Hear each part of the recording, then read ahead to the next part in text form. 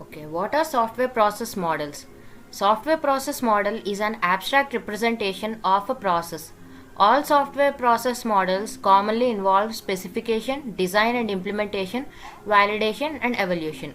Specification is defining what the system must do, and design and implementation is defining the organization of system and implementing the system. Validation is checking that system does what the customer wants, and evaluation is changing the system in response to the changing customer needs, changing customer tastes.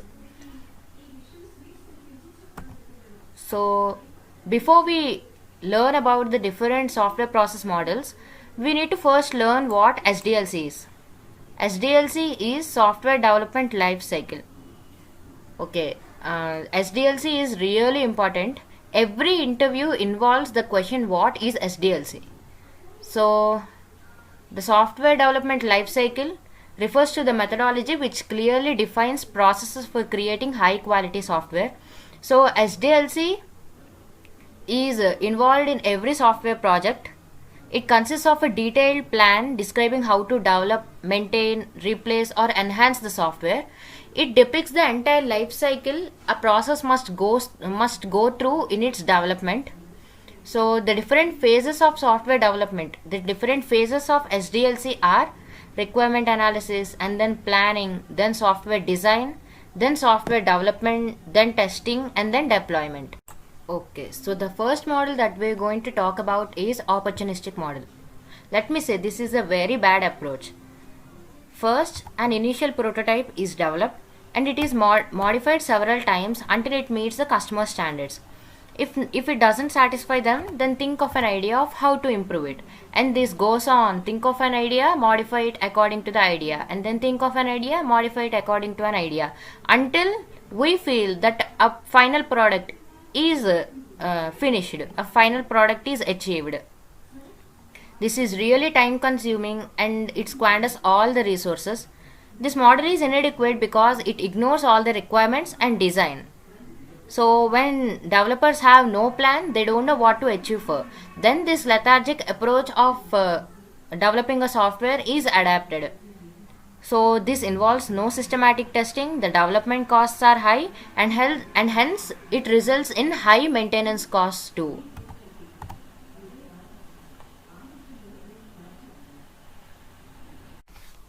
The next is waterfall model.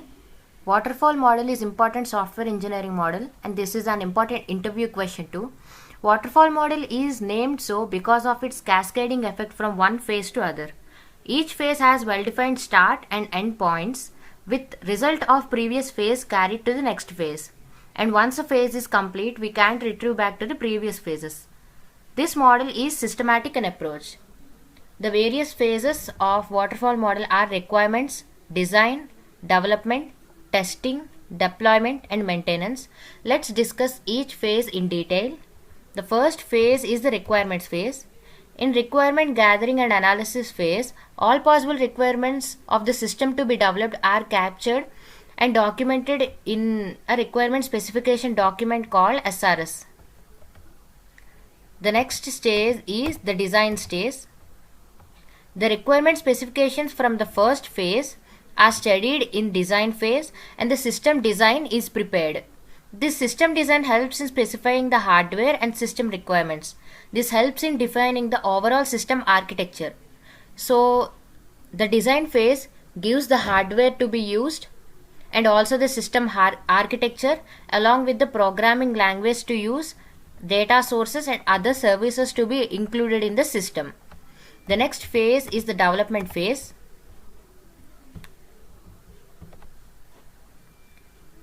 In development phase, with inputs derived from the previous phases, an initial prototype is developed in which small programs called units are first developed and then these are integrated in the further stages. Each unit is developed and tested for its functionality, which we call unit testing. So in development phase, not the entire system is developed in a single phase. First, small like in dynamic programming, we divide the big problem into smaller problems first, and then we try to derive at the global solution from the local solutions of these small subproblems. The same way, in development phase, smaller units are first developed and then they are integrated in the further phases. In development phase, we develop what we call units, and then these units are tested individually, which we call unit testing. And next phase is testing phase. In testing phase, all the units developed in the previous phase, that is in the development phase, are integrated into a system and tested. And this hence integrated system is tested for faults and failures, which we call debugging. And the next phase is the deployment phase. In deployment phase, once the functional and non-functional testing is done, the product is deployed in the customer environment or is released into the market, which is the live environment. Once we declare the product to be fully functional, we release it into the live environment or market. The final phase is the maintenance phase. In maintenance phase, there are some issues which might come up in the client environment, which means some issues may also arise after delivering the product. To fix those issues, patches are released, that is, versions are released. Also, to enhance the product, some better versions are released. Maintenance is done to deliver these changes in the customer environment. In maintenance phase, already developed product is enhanced continuously, evolves continuously according to customer tastes. So waterfall model is a breakdown of project activities, which is breakdown of phases, different phases in linear sequential fashion.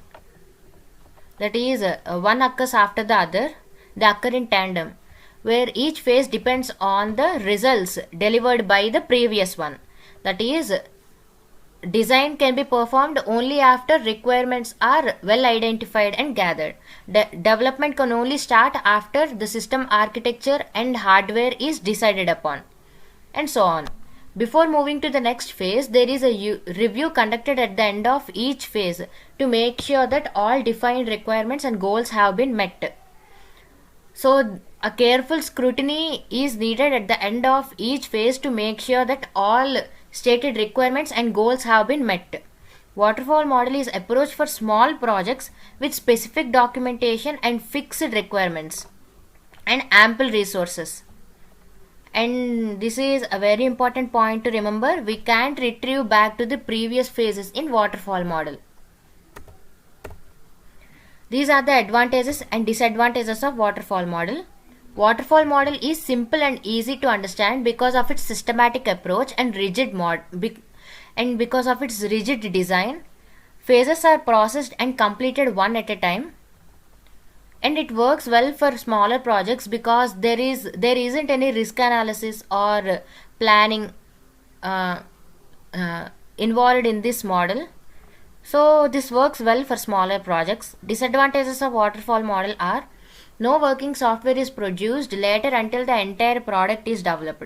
So in the middle of the software development, if a customer wants to look at the prototype of software, he cannot be provided with it because he cannot receive the product until and unless it goes through all the phases. So he can only receive the final product but not an intermediate prototype of it. And this is not a good model for complex and object oriented projects, since complex models involve changing requirements and waterfall model does not support changing requirements. It isn't beneficial to use waterfall model in complex projects, and it cannot accommodate changing requirements, and hence it is not suitable for complex projects. Next is the phase released model. This is an evaluation of waterfall model. In this model, it allows customers to use software while it is being developed.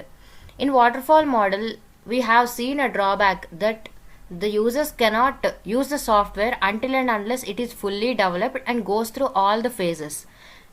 So observe the phases here. We have two phases. In these two phases, the software is developed parallelly. Phase released model follows incremental development. That is, it delivers complete modules one at a time. Each phase can be released to the customers individually when ready. Hence, parts of the system will be available earlier than anticipated, unlike the strict waterfall model. However, it needs all requirements to be finalized at the start of development itself. So, similar to waterfall model, all requirements must be decided upon in the initial phase itself. First, requirements and then specification planning. These occur same as the waterfall model, but in phase release model, after planning, the model splits into two halves, splits two ways into two individual phases, and each individual phase is developed independently, and the phase that completes first is first released to the customer or into the market. And validation and verification is performed at the end of every phase in phase release model. That is what the V and V stands for, verification and validation. See, phase release model follows incremental approach.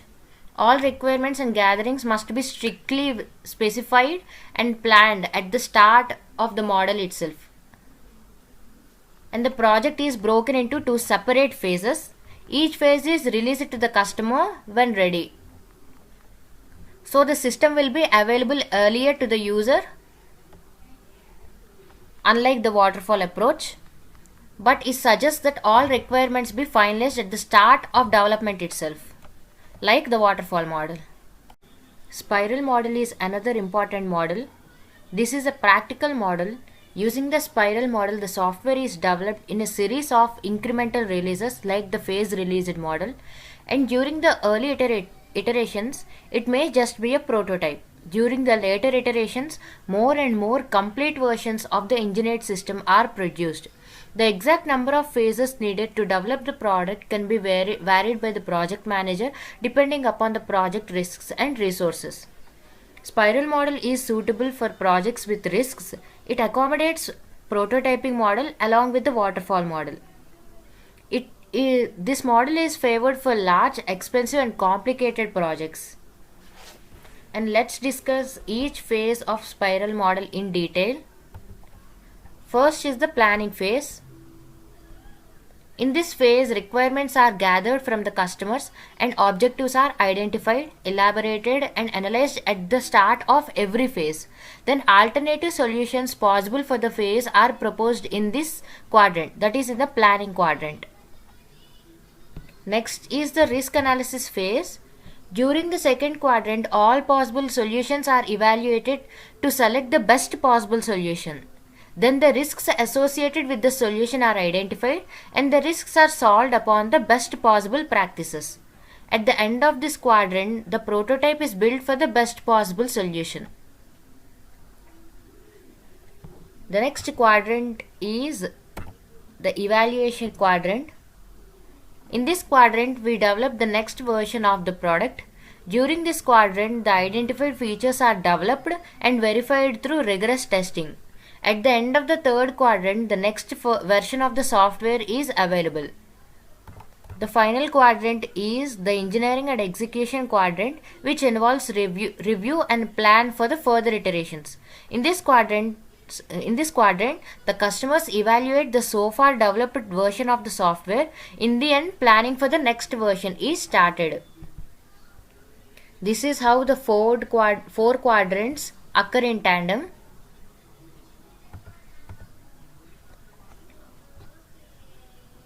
This is what we discussed till now. Description of the spiral model. This is a risk-driven software development process. Risk analysis is performed at the end of each iteration, so it deals with the shortcomings of waterfall model. The exact number of loops varies according to the project, and each loop of the spiral is called a phase. Now let's discuss the advantages and disadvantages of spiral model. Advantages are it handles a high amount of risk analysis. The projects with unknown risks that occur as a part of development and design. Spiral model is the best possible model to follow due to the risk analysis and risk handling at the end of every phase. And this is good for large projects. It is recommended to use spiral model in large and complex projects. And disadvantages of spiral model is it is not suitable for small projects because it bears a lot of cost. And risk analysis is superfluous for small projects which need not have risk analysis performed at the end of each iteration. Next is the evolutionary model. Let me give a little intro to this model. Evolutionary model suggests breaking down the work into smaller chunks, prioritizing these chunks, and then delivering those chunks to the customer one by one. The number of chunks is used and also is the number of deliveries made to the customer.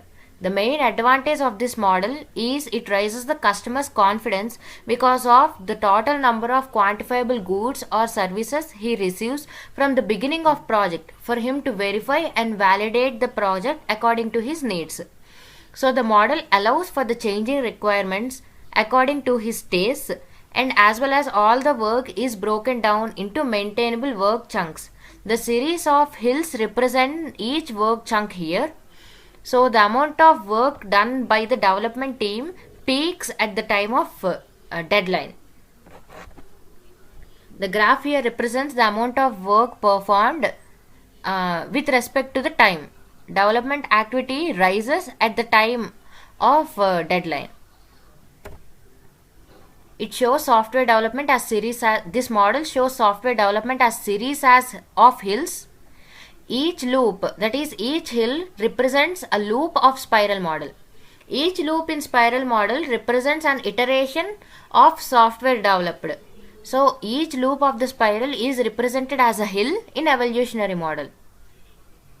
It shows that the loops or releases tend to overlap with each other. So the developmental phases overlap with each other in evolutionary model, and it makes clear that development process reaches a peak at the time of deadline.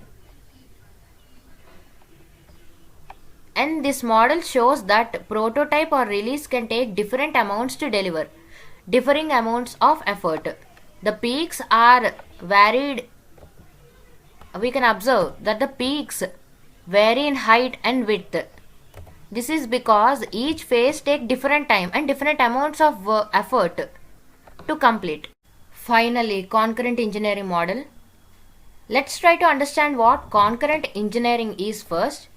Concurrent engineering aims at achieving maximum productivity or throughput in least time possible with rigorous planning, design and development activities that occur in parallel, or by enabling maximum overlap in between these activities that cannot be completely developed or completely executed alone.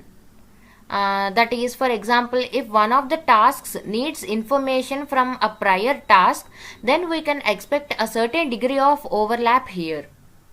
The benefit of using concurrent engineering model is project managers know each phase and is in what state and why it is so.